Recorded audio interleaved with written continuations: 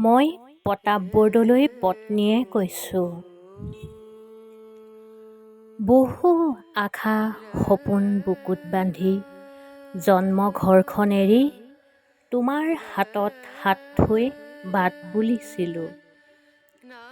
চৌপাশে ফুলাইছিলা বৰণীয়া ফুল, তোমাৰ প্ৰতিশ্ৰুতিবোৰে আকাশ চুইছিল।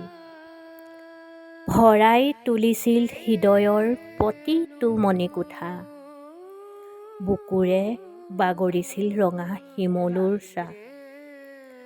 তোমাৰ পাচি হেৰিয়া আঙুলিৰে মোৰ বুকুত সিঁচৰিত কৰিছিলা অলেখ মধুৰ স্বপ্ন। তোমাৰ পৰা ভাহি আহিছিল প্ৰেমৰ মিঠা সুগন্ধ।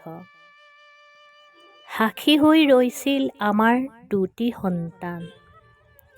সময়ৰ লগে লগে কিমান যে সলনি হৈ পৰে মানুহৰ ৰেহ-ৰূপ।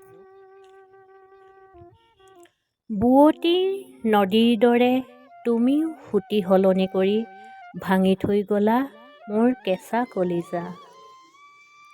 জীৱনৰ পংকিলময় পথত প্ৰতিটো খোজতে পাইছিলোঁ বাধা, প্ৰতিটো খোজতে পাইছিলোঁ তিক্ততা। সন্মুখৰ পৃথিৱীখন যেন অন্ধকাৰ হৈ পৰিছিল, বৈ আহিছিল দুচকুৱে চকুলো। আগুৰি ধৰিছিল এক অনিশ্চয়তাৰ গভীৰ অমানিশাই।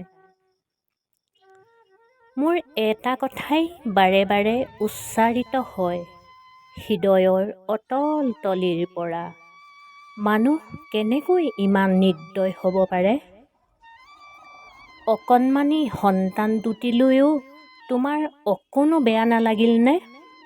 কি নিষ্ঠুৰ দেউতাক তুমি! প্ৰতাৰণাৰ চাবুকেৰে কোবোৱা হৃদয়খনক সিহঁতে দেখিছে, বুজিছে। সেয়েহে হয়তো সিহঁতৰো হৃদয়খন এচটা শিললৈ পৰিৱৰ্তন হ'ল। বুজিছা, তুমি সিহঁতক অৱজ্ঞা কৰিলেও মই বুকুত বান্ধি উচ্চ শিক্ষিতৰে শিক্ষিত কৰি মানুহ হ'বলৈ শিকাইছোঁ। তুমি নোহোৱা ঘৰখনক সিহঁতক বহুত কষ্টৰে তুলিলোঁ। হতাশাক কোনো দিনেই আগস্থান দিয়া নাছিলোঁ।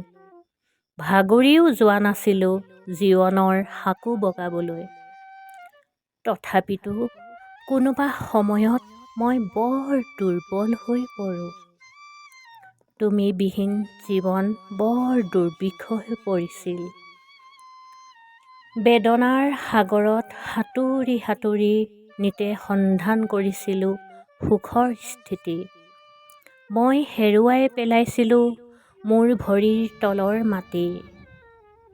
মই খহি পৰিছিলোঁ সূৰ্য নথকা এখন অন্ধকাৰচ্ছন্ন পৃথিৱীলৈ। সপোনবোৰ শেষ হোৱাৰ পাছতো আশাবোৰ জীয়াই থাকে যে, ইহঁত দুটাৰ মুখখনিয়ে মোক আকৌ জীয়াই তুলিলে।